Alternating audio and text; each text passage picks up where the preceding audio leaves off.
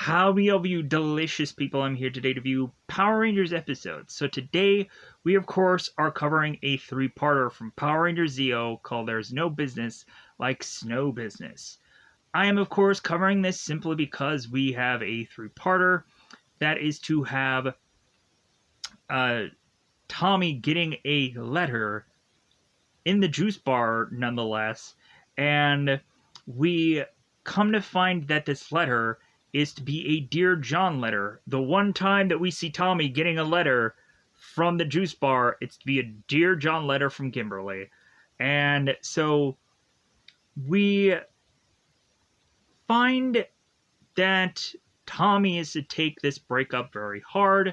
So we have his friends that are trying to take him to a location to break away or just kind of escape from his problems, his issues, by going to Angel Grove Pine to snowboard away into seemingly another woman's interest. As we, in this three-parter, are to find Tommy with not only with one woman, but two women by the end of this three-parter. And so, man, is it gotta be rough for a Red Ranger, right? But oddly, I would never want to go on and be a Red Ranger. It's just clearly. Some people would probably say, no, I love the Red Rangers. They're the better of the group, and like there is a debate of that, but either way, it's about that time to just say that how did I feel about this three-parter? Well, I think there is some good parts about this three-parter, but I would not grade it as good episodes. I would honestly go on and state that this three-parter is to be the worst Power Rangers Zeo episodes that I've ever seen, and possibly would be graded as awful, because we really don't have much of story, and we really don't have much of Power Ranger stuff in this three-parter, because half of the time we of course go on to find that out of the two monsters that we have, one of them is like gone half the time, and the other one is to be kind of putting a spell on people, which again would leave us with not much monster fighting, and instead just kind of having our Rangers find out that a number of people are just falling in love with mechanical objects, which is just kind of very unusual as a story. So, with that said, yeah, like, I just had to just be honest about these three episodes. I could not for the life of me give it at all a thumbs up. It just was not in the cards for this day. 'Cause, yeah, like, the feeling of this is to be with skiing, snowboarding, or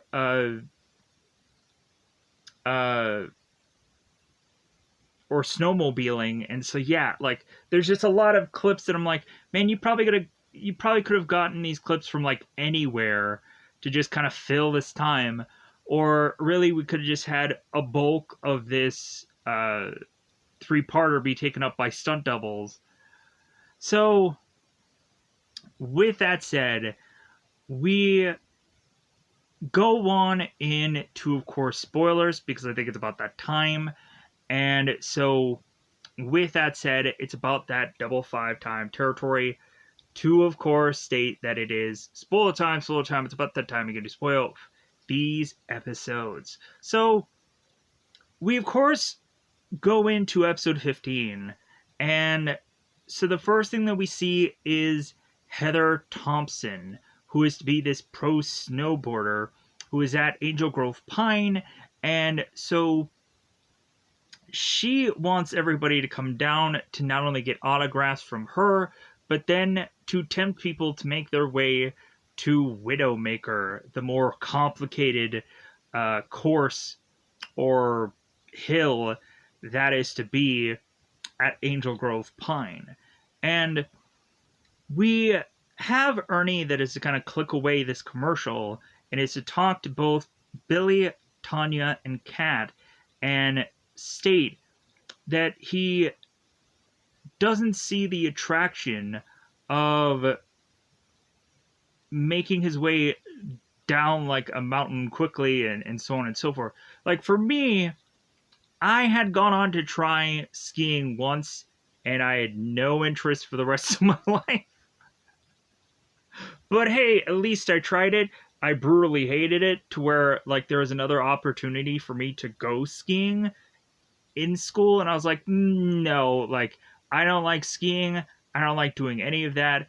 I'm just going to stay home for that day and get an early start on my Christmas vacation because of course there are times in school where they would obviously like have a whole entire day planned to just kind of give the teachers a day off to like go to a movie or go to these certain places, and so yeah, like those end up getting planned in school at certain points. But so anyways, we all of a sudden are seeing Tommy just bench pressing away, just really clanging and banging, just pounding away, just just getting swole, just pounding that beef with the, just doing the cling clings, you know what I'm saying? Why? So we have Adam and Rocky that are just kind of spotting Tommy because you need two people to spot somebody. Right now, Adam is spotting Tommy. So we have Ernie that is to give Tommy a letter, and we have Adam that takes the letter and he reads it. And considering you would have to go on and figure out a way to read a letter out loud for a show, we of course had Adam take the letter and he starts reading it. So we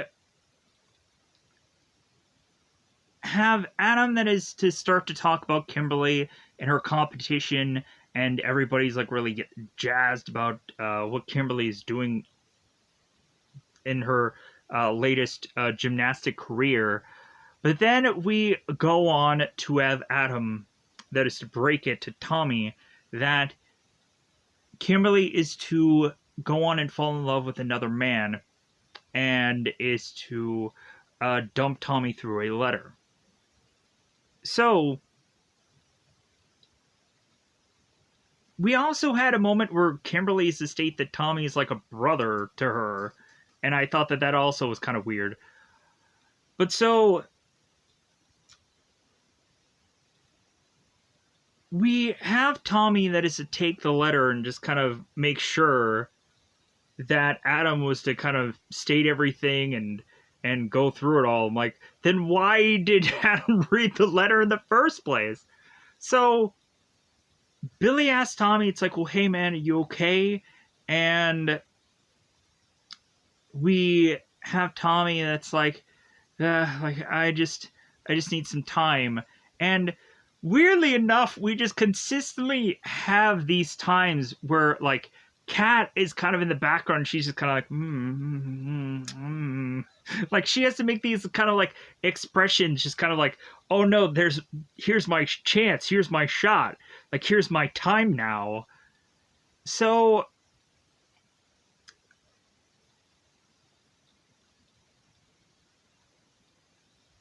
we then queue up the Moon Empire base.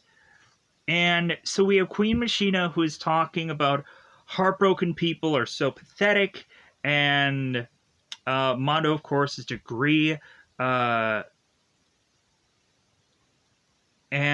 that they should probably take advantage of the situation. So we have Clank that is to mention that there is a possibility that there are some monsters that are to deal with people's emotions or emotional states.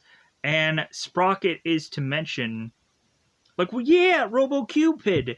And so it's like, okay, like, so we're having a person go through heartache, and you bring in this like love robot, I guess, to kind of counterbalance that in the story. To just be like, oh no, no, no, no, like we can't just have this real like sorrow, sad moment. We also have to have this kind of like opposite uplifting thing. You would think that if Tommy was to go on and just gotten heartbroken, and he would see like all these people that are in love with just certain objects, even though how weird that sounds, like you would think that would even hurt even more. Like, well, I guess everybody's just having their happy endings. But so I guess they didn't think about that in the show to kind of like single somebody out. So we then go on to have Tommy going on to some location, and he is getting all these flashbacks of the time that him and Kimberly were together and all the great moments that they had in between times that they had peace conferences, and Tommy losing his powers, and Tommy in certain episodes not even being there for whatever reason. So that's not all that they remember, but I'm just kind of remembering some of the stuff that I remember from Mighty Morphin Power Rangers. So we have Kat who is talking to Tommy, and we would of course have Tommy state that like none of her letters before had mentioned any of this, and it just kind of seems just kind of out of nowhere. And so we have Kat that is just trying to console Tommy, and it's like, well, hey, like if there's anything that you need, like call. It's like use your communicator and call for Zordon to see if he can help you in this situation, which of course he can't. Maybe Zordon is gonna have the perfect words to just tell Tommy something and just make him feel better. Who knows? Maybe some way that they could just write something in this story would be interesting. So we have Kat who is to leave Tommy afterwards and is with Billy, and so Billy is to possibly have this plan of how to get Tommy in better spirits, and so Billy walks off after talking to Kat, and so we have Tommy, Kat, and Billy that are to go to the Angel Grove Pine, this ski resort. So we have Billy and Tommy that are both snowboarding, and Kat is skiing. So we have then Mondo that is to be putting Clank in charge of the Robo Cupid. Even though it seems that Sprocket is a desperately want to be in charge of something, we have Mondo that's like, no, no, no, no, no, Sprocket, like, your time will come when you end up becoming, like, 80 years old. Because there's so many, like, generals, it's ridiculous when it comes down to Power Rangers for every show. Like, man, I just recently had saw Ninja Storm, and I was like, dude, there's, like, 10 different generals, it seems, that are to be with Luthor in that show. And I was like, wow, this is crazy. So we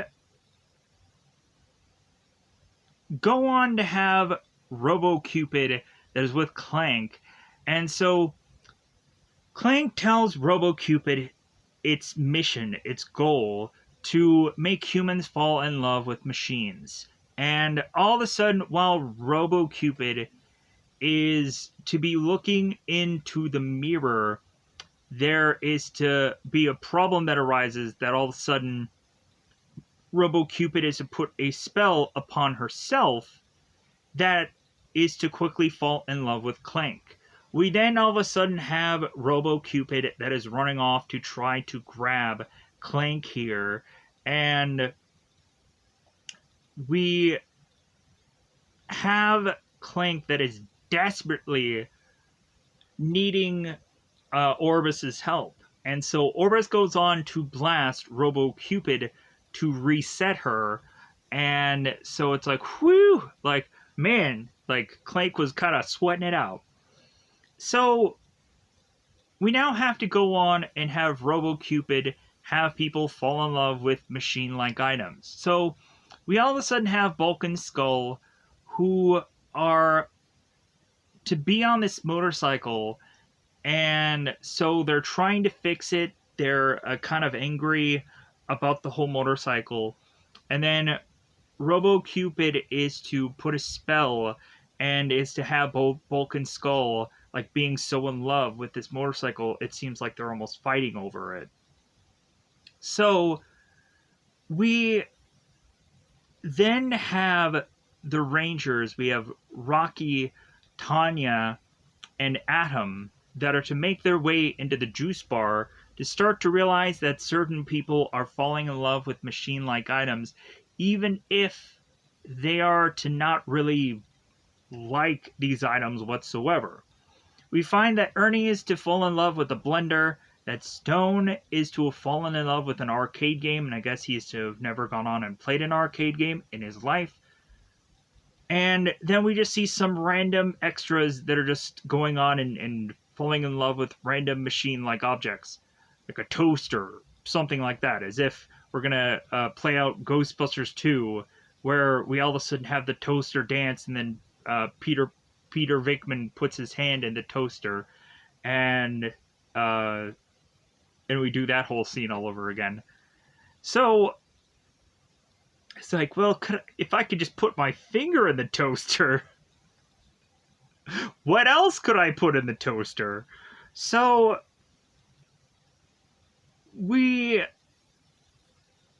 I would assess hair. So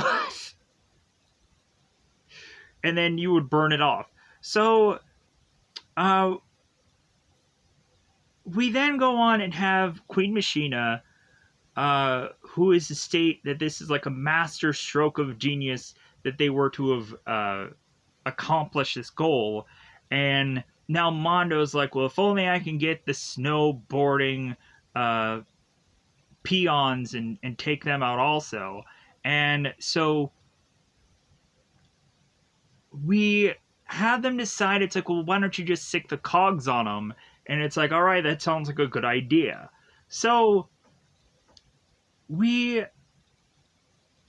all of a sudden, while Tommy, Billy, and Kat are to start snowboarding and skiing and so on and so forth, we have Kat, who is to separate from Billy and Tommy, so that way we could have two just male stunt doubles that are probably going on and maybe doing quite a bit of their snowboarding, or it probably was actually them, because why not? So we'll never know until eventually there is an actor that says, oh no, that was just a double. Okay, great, thanks, whoever you are. So because they would know, I wouldn't. So we go on to have Kat, who is skiing and all of a sudden is to see this news reporter doing coverage about Angel Grove Pine, and he is to spot these two unusual looking people that he is to draw the conclusion that they must be from another country coming here to practice for some event. And we have Kat that realizes that these are the cogs, and so she starts running after them, trying to like squeeze through these people in this line to get to the ski lift, because of course the cogs are going their way into the ski lift. More ways to just eat up time in this show. So we have the cogs that are going with these I think it's the snowboards. And so we of course have Kat, who is falling them behind. And so we go on to have Tommy, who's talking to Billy, as they're kind of off doing their own thing.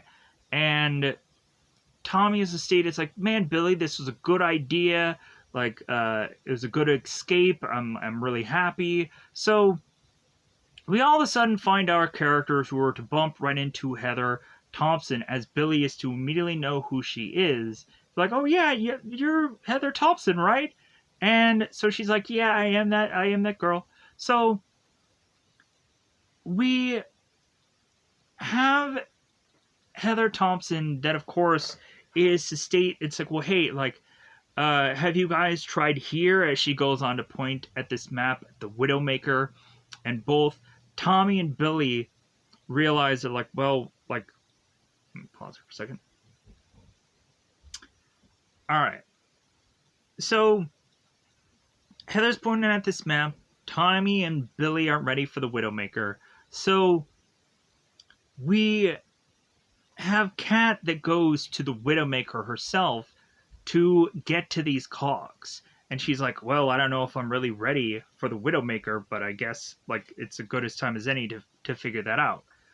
So by this time, I start to realize that the power is coming again and again and again. This song has gone on for way too long, and it's not even a good one.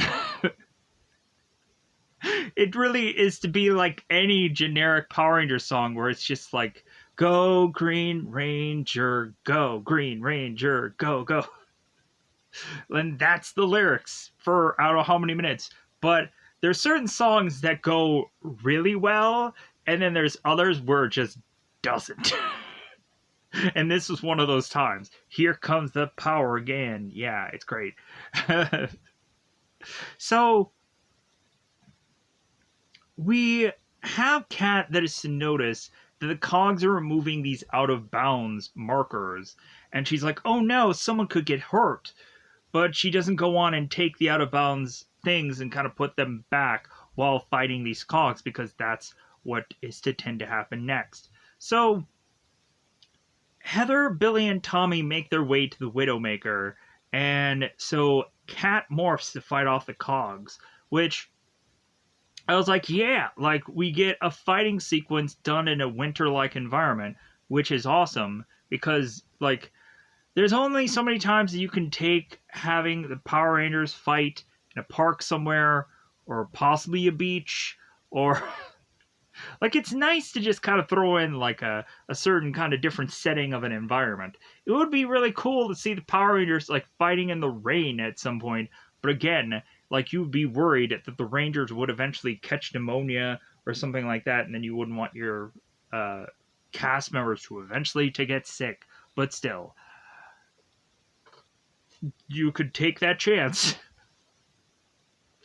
Anyways, so we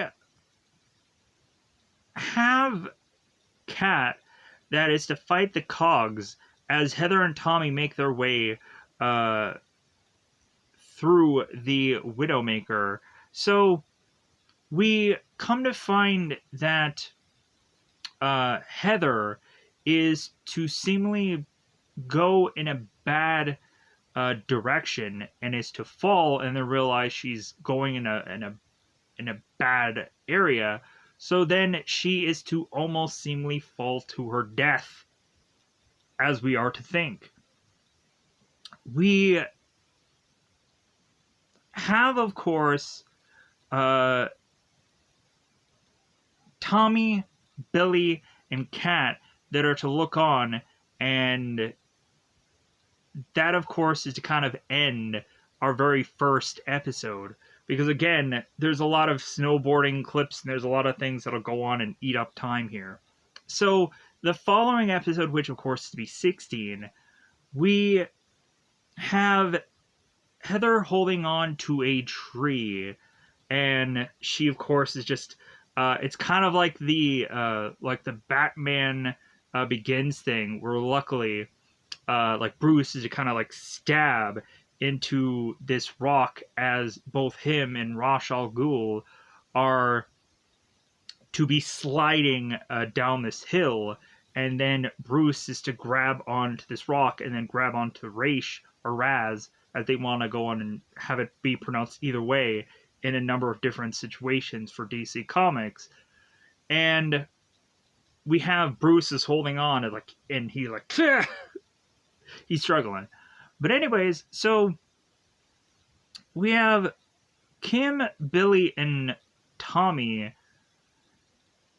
there, and so they realize that she must be like trapped somewhere or that she must be stuck. So really they're just continuing to like look down, and they don't know what to do. They don't know like how they can kind of resolve this situation besides waiting for other extras to appear to help them resolve this situation. So there's some biding of time. It's kind of interesting in the kind of blooper reel by the end of the show how we would go on and we would see that Heather is to kind of let go and like fall down this place like but it's always funny to kind of see these kind of blooper reels and what they do here for the show. Or you also get to see at certain points that like what they're really doing in the show, kind of really goofy points that they kind of ruin the whole mystique of things. But either way, it's fun to watch the blooper reels. Like, I think when I started to realize, like, oh, there's blooper reels, like, I want to watch these because they're always fun. So, we have at the power chamber where Zordon is to explain to Rocky Robo-Cupid, and we of course have to explain that the monster is to make people fall in love with machines. It's like, well, that makes a lot of sense. So we have Adam that is to go on and state that that's brutal, but then he ends up looking at Alpha and he's like, oh, no offense, Alpha. And she's like, oh, none taken. And then Adam's like, but if only. If only we had that spell, Alpha. Operation Overdrive would make so much more sense. But then again, that is to be a different Alpha than Alpha 5. That is to actually be Alpha 6. So, technically, that would ruin that story anyways. So, we have the Rangers seeing on the viewer that Heather is in trouble. She is holding by this tree as the rest of the Rangers are going on watching. And so we have Rocky, who is to call Tommy via the communicator and is to like ask it to go, hey, like, you guys in trouble? And Tommy's like, well, yeah, but like I think we'll figure something out because they're so far away. And we're also to have Mondo that is upset that the cogs failed. So we blame this all on Clank, and so Clank is like, well, I was so busy with Robo-Cupid that I didn't have time to like focus on like the cog situation because I really didn't even know what was going on. And so Queen Machina is just like, well, like, don't have like Clank be like too much of the blame for this because the whole spells of things are going really well, so we have to take that as some kind of success. So we have Mondo who still wants both Tommy and Cat and Billy, or Tommy and Cat, considering they're Rangers, to be eliminated next. So we have Rocky at the power chamber realizing that they are to be under a threat against Mondo by him bringing Robo-Cupid. And so Rocky, of course, is to be done talking to Tommy because it's like, well, hey, we have troubles on our own, and so we gotta go. So we have the Rangers that are going on and fighting against not only RoboCupid, but also Cogs. So we have this really interesting attack that I don't know happens like a lot in Power Rangers Zeo. It's probably one of those like kind of ninja kind of things when they had like the ninja season, where when you have kind of fewer Rangers, you can kind of go on and have them do these like specialty attacks. That it's like, okay, how is it all of a sudden they have this now, but they've never had it through the rest of the season, or they never go into it again? Like it's just a random Power Ranger power that they just had that day. But for whatever reason, it also looked really cool. I liked the whole like neon kind of way that Adam was to be kind of like moving around with his fists, and like his hands were to glow, like if you guys were ever to have seen The Last Dragon. But we also had the neon ox sign that showed up behind him, and I was like, man, this makes me always go on and think if we could have only had like a Power Rangers neon season, I think that would have been really cool. But so we have Adam that goes on to do this power punch attack after he had gone on and almost had his face kind of smashed into this ladder. So we have Tommy, who is with Billy and Kat and seemingly a bunch of extras behind him.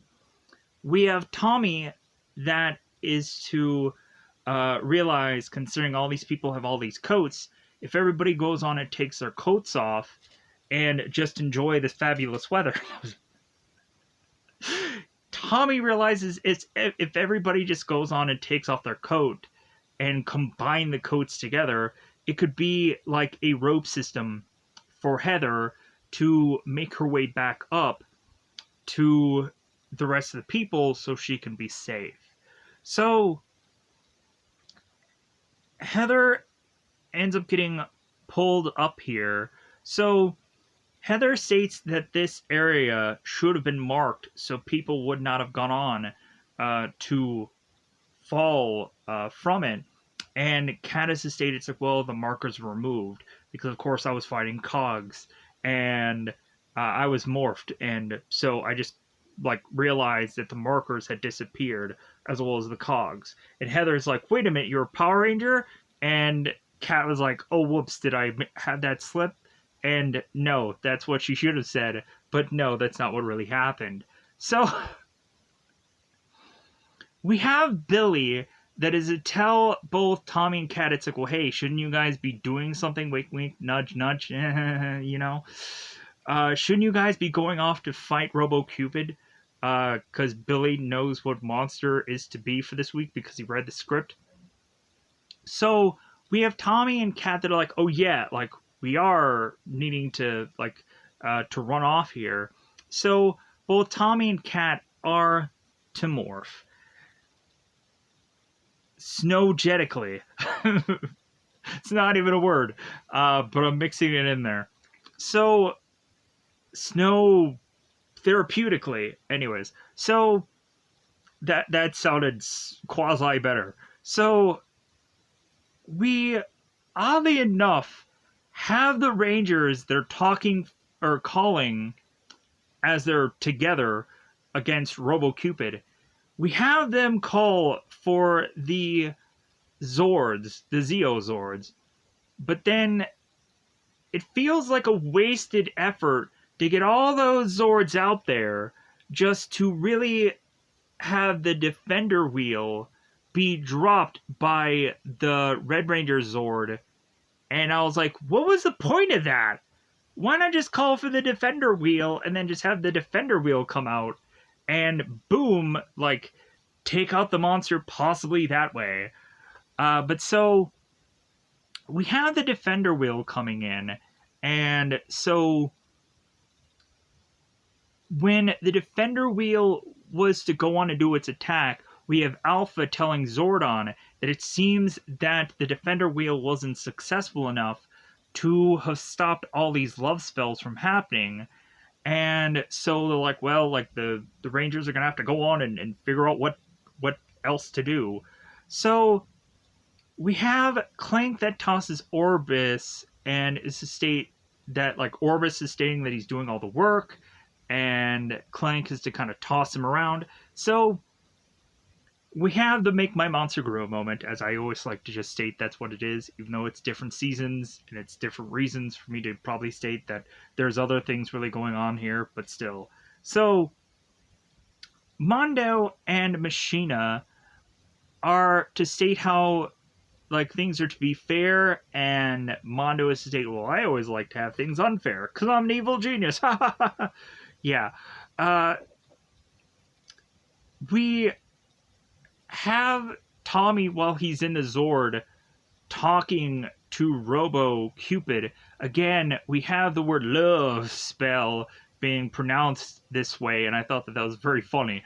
But so we in this Zord are to kind of like switch helmets very often with the different people kind of taking command, as we have Adam in this instance, who is to have his kind of his ox or his bull like helmet that is to be placed onto the Megazord, and then it switches back to the original Red Ranger uh, Tommy helmet, and like the kind of the normal Zord mode.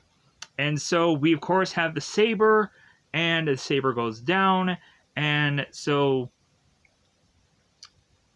I would have thought that at some point, like RoboCupid would have taken this opportunity to like toss a love spell and go on and have the Rangers like fall in love with their Megazords or something, like distract them and then just take advantage of it. But no, they don't go that way in that story.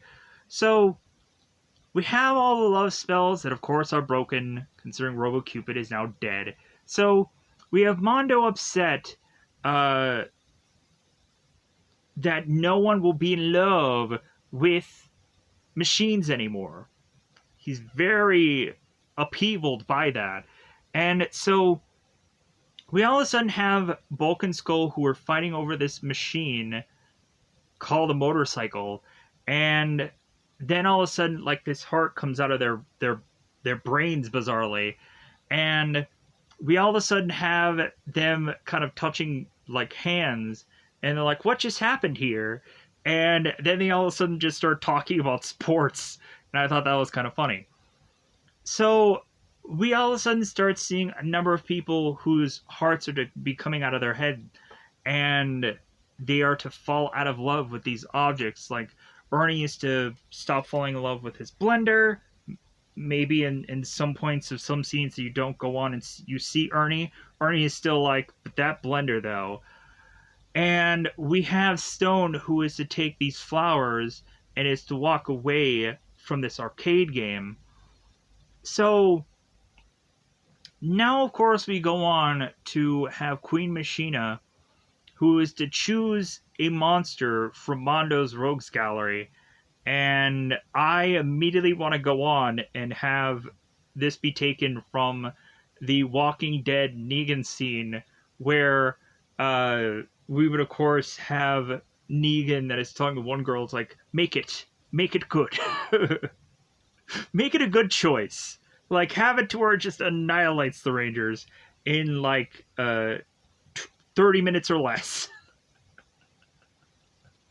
So we have Queen Machina that chooses from Mondo's gallery, and she goes on and chooses Defilator.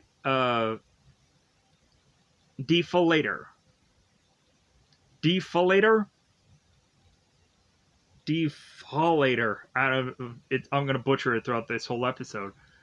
So we come to find out that this monster is to somehow make the environment of which that he is in start to heat up, start to really put a heat wave into our winter wonderland. And so the next thing we see is that Heather is to have gone on and be signing autographs, and we have both Kat, Billy, and Tommy that are in this line. And so we have Heather that's like,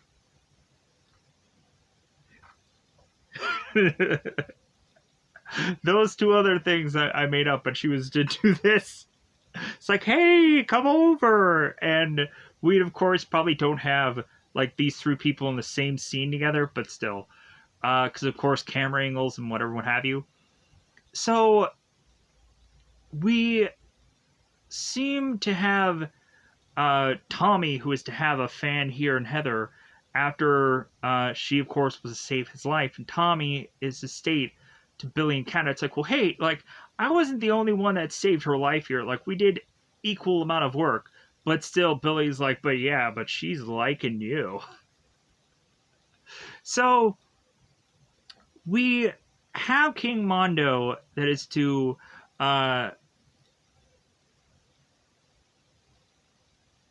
go on and give Clank another assignment, but Sprocket is like, well, where's my turn? Where's my... And so Mondo is just like, no, like, we're gonna give it to Clank. Sorry, kid. Like, again, like, you're just gonna have to go on and just wait your age of turn, which will never happen. So Clank will take on the defoliator, and we next up have on the radio station that states the hottest day in the middle of winter, a record-breaking heat. So we have Ernie that is sweating like no tomorrow behind a fan, and so we have Tanya that is watching as both Adam and Rocky are sparring, and it seems that Adam is to have this new technique that, of course, they go on about, wow, like, you had a new move. And Adam's like, well, like, I always have, like, a bit of an extra move to... Maybe Adam learned something in his time that wasn't spent being at the ski resort. Maybe he learned a combative thing or two. So Ernie doesn't know how these kids could go on and do any kind of workout of any sort in this heat. It's just too hot. So we have Ernie that states that it's lucky that Tommy, Billy, and Kat are up in the mountains so they can get that juicy, succulent snow that, of course, they can just feel cold. So the next thing that we see is Tommy, Kat, Billy, and Heather snowboarding together. And so when they stop, we have Tommy that states to Billy, it's like, well, hey, like, how is it that you know how to ride a snowmobile so well? And we have Billy that states, like, well, I was to have driven a wave runner, and it feels very similar to the one that I have at home. So we have Kat and Billy, and Kat, it seems, is getting a little too cold, and so she states, like, you know what, I want to go into the resort and warm up. And we have, of course, Kat, who wants to go with Billy, and Billy's like, well, yeah, I can go on and I can eat, so let's go both together. And like, really, this is just a moment that probably both Kat and Billy were planning together to get away from those two, to have them have alone time. And so Heather wants to show Tommy a spot anyways. And it's like, ooh, all right. So you go get him, Tommy. So we all of a sudden have Tommy, who is to kind of undo his coat. Because he's like, man, this heat in this cold area, it makes no sense. So we have Mondo that says, it's like, well, yeah, Rangers, definitely get out your sunblock, because you're gonna get into some of that juicy, succulent heat. And so we have Billy that hopes that Tommy and Heather will go well together, and Kat is just like, yeah, about that. Her and her just like her facial expressions. No offense to the actor, it's just like every time they have to kind of give us like some kind of like Kat who wants to go on and just be like, but I want some of that Tommy. Or maybe like Kat is to have gone on and wanted to be with another Ranger on the show. Because I believe uh, if you were to watch like Power Rangers playback, there was certain times where I think certain Rangers wanted to be with certain people, but then for one reason or another, it just didn't work out. It just didn't pan out. But hey, there's always an interesting David Yost interview that, of course, will tell you that via Power Playback. So, uh, interesting things you learn in interviews. So, we we also had Kat, that is to mention, as long as Tommy's happy. So Billy all of a sudden as communicator gets a call from Zordon, and so Billy and Kat are to make their way back to Tommy and just be like, hey man, like we gotta go, yeah. And so Tommy's like, oh, I'm sorry, like yeah, I have to leave. So we have the Rangers that make their way back to the power chamber. And so we have Zordon that is talking about the greenhouse effect, and they're talking about all this gibberish, like carbon fiber stuff. And I'm like, okay, like, are we gonna be Power Rangers or Captain Planet? But okay.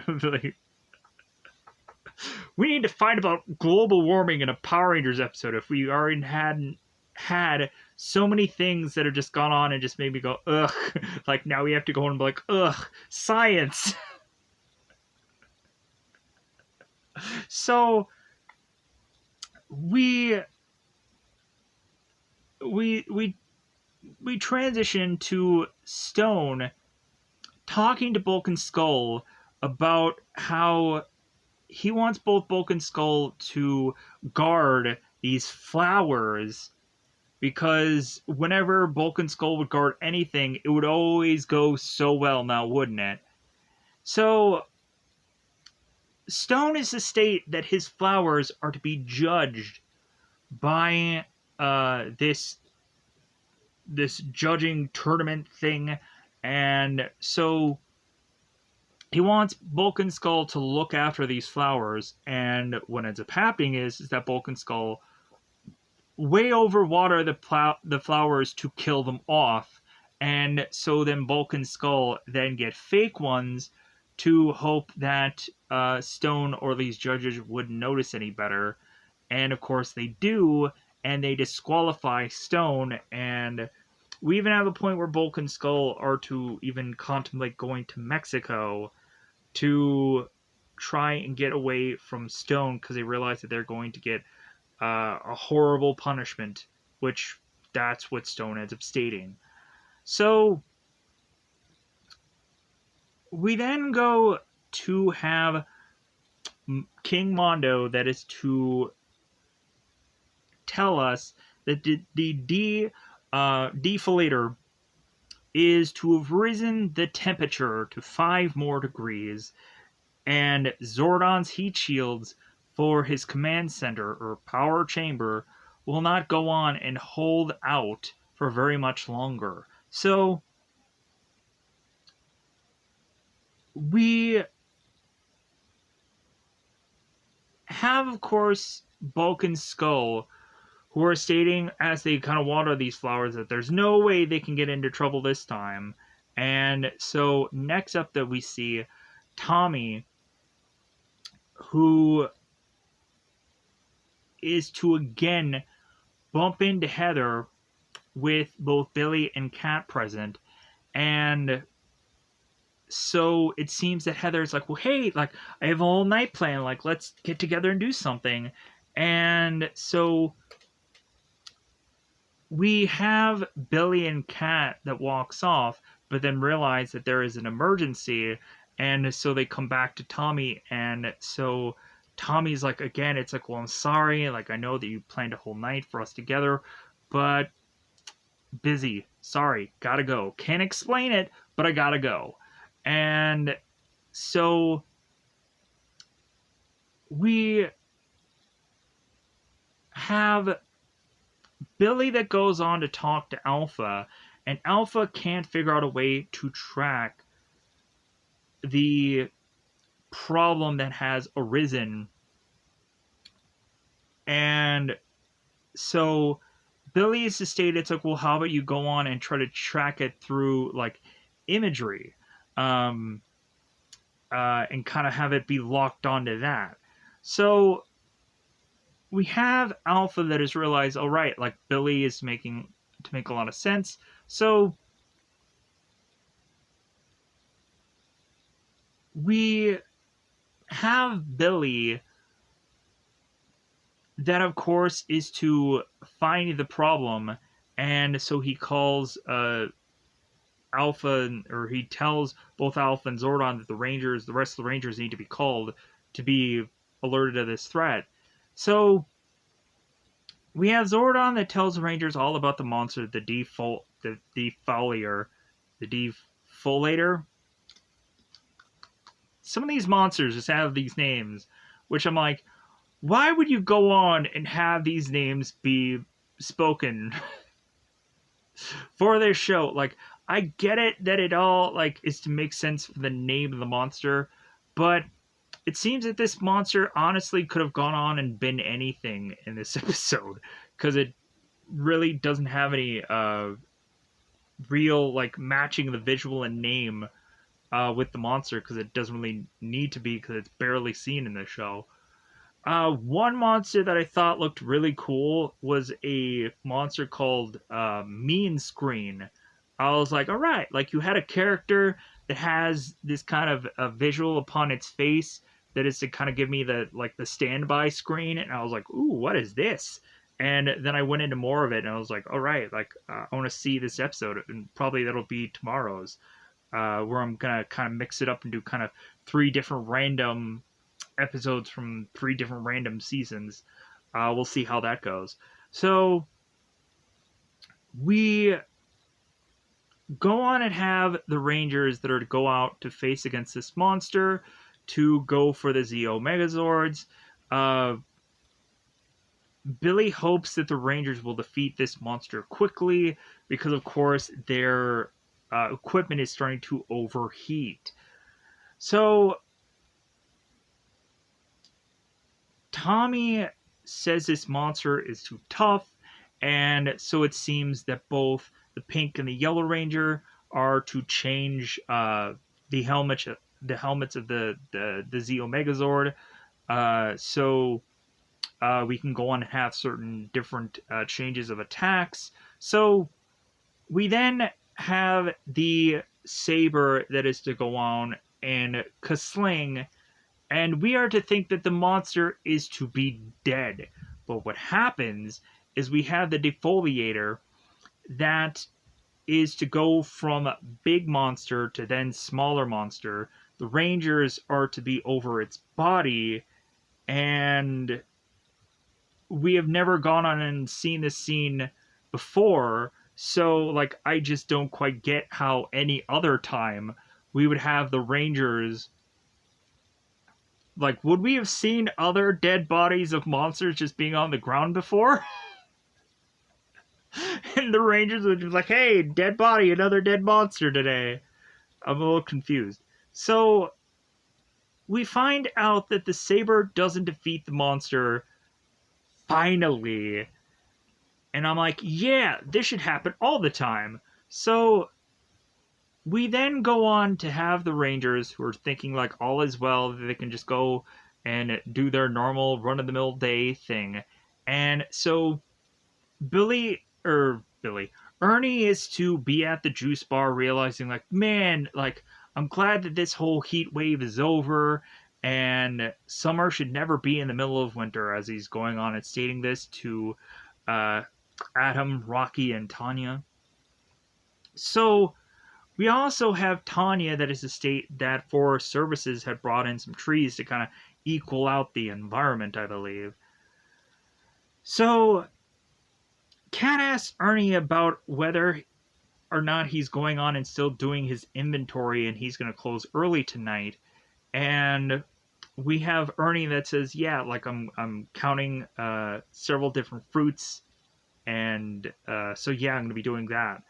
So we have defoliator that is to be shown here. It's like, oh yeah, I'm gonna do something. Something's gonna happen. So the next thing that we see is that Ernie gives Tommy another letter. And here's the thing, again, I started to notice that we start to have our Power Rangers wearing bandanas. What side of the hood are they from this day? But again, like, bandanas would mean a completely different thing. And plus, also, like, oftentimes I would have like bandanas and stuff on whenever I would be working out or whichever, because often I would not want to go on and do anything with my hair either. So plus also you would have to pay people like hair and makeup and so on and so forth. So yeah, like, plus fairly often you would have Tommy with long hair, and so there'd be a lot of times where like Tommy's hair would not be like even from take to take, and he would go on and state that in an interview where it's like sometimes the hair would not be looking right. So yeah, um, it is what it is. Like when you would have like the show being taped uh, during a number of hours through one scene and it always look inconsistent. That's why. So we have, of course, Ernie who gives Tommy this letter, and Tommy's like, "No, Ernie, I don't want any more letters from you." And Ernie's like, "No, no, no, no, like it's a good news kind of letter. Like here you go." So we have Tommy that is to realize that he is to be invited to this location after hours. And so next we end up seeing that Kat is setting up this table and putting all this work together. I'm like, okay, finally we're going to have both Kat and Tommy together, right? This should happen now. And no, we come to find out once Tommy arrives that this is to actually be a Heather and Tommy date. Which, of course, Heather had driven her way up here to get to a dinner date with Tommy. Coinkydinkley, after it seems that Kat is to leave and talk to Tanya, we have both of them uh, talking about what had just happened, and Kat had just stated, it's like, well, that was a really nice idea or a really stupid idea. And so we go on to have the two, Tanya and Kat, meet up with Defolator. Juicy, right? Anyways, so whatever I just said there, just disregard it. So, or not disregard it. It's okay. So we have both of the women fight off this one monster. So after they both morph, of course, because that just makes a lot of sense. So we have Adam and Rocky that are interrupting Tommy's date, and we have Adam that is like, well, like this is gonna be a really bad decision, but let's do it anyways. So Adam is just like watch. Hey, we gotta go. And so Tommy's like, oh my god, really? Like, dude, I've been trying to like get with this woman like for like a number of episodes now. Come on. And so we have like Tommy that tells Heather, it's like, you know what, you're not gonna believe this, but I need to go. And Heather's like, well, I drove all the way up here. And I drove a long way. And Tommy's like, well, I'm sorry, but I have to leave. So we have Tanya and Kat were fighting the monsters, and then all of a sudden we just have Tommy, Rocky, and Adam that just appear like magic. And we have them call for the Zeo Blaster, which is basically the hodgepodge of just random weapons that are just smashed together all into this big fat weapon. And so we have the Zeo blaster that goes on uh, to fire away upon this monster. And so we have that goes on and wipes out this monster finally. And so now we have Vulcan's skull uh, being at Stone's location with all these now new flowers around. And we have this judge that is to check on these flowers, and it's to state, it's like, well, I would go on and like judge these, but these flowers aren't even real; they're fake. So we of course have this woman that disqualifies Stone, and we now have Stone that is like, oh man, Bulk and Skull, you guys are gonna get a horrible punishment. So we have Tommy and Kat, after they've gone on defeat this monster this day. We have them both at this dinner table together, and Tommy is to appreciate all the work that Kat was to go on and do with this. We all of a sudden have Kat was to hear this song that is to be one of her favorites, and so Tommy is to say to Kat, it's like, well, hey, like, would you mind if we danced? So both of them go on to dance, and we of course have Ernie that is like, I love happy endings. Like, nice job, writer of this episode. So, with that said, that goes on and writes us out of this review. Let me know in the comments below how you felt about these episodes. Whether you hated them, whether you liked them, whether you were indifferent by them because they're just like, yay, more Power Rangers episodes. Because at certain points I have gone on and maybe not reviewed as much stuff recently as I probably should have, because there were certain days where I just wanted to kind of do other things or kind of focus on other things. And so I just got very distracted, and so I apologize. But otherwise, I think it's about that time for me to just get out of here. Goodbye, everybody. Goodbye, everybody.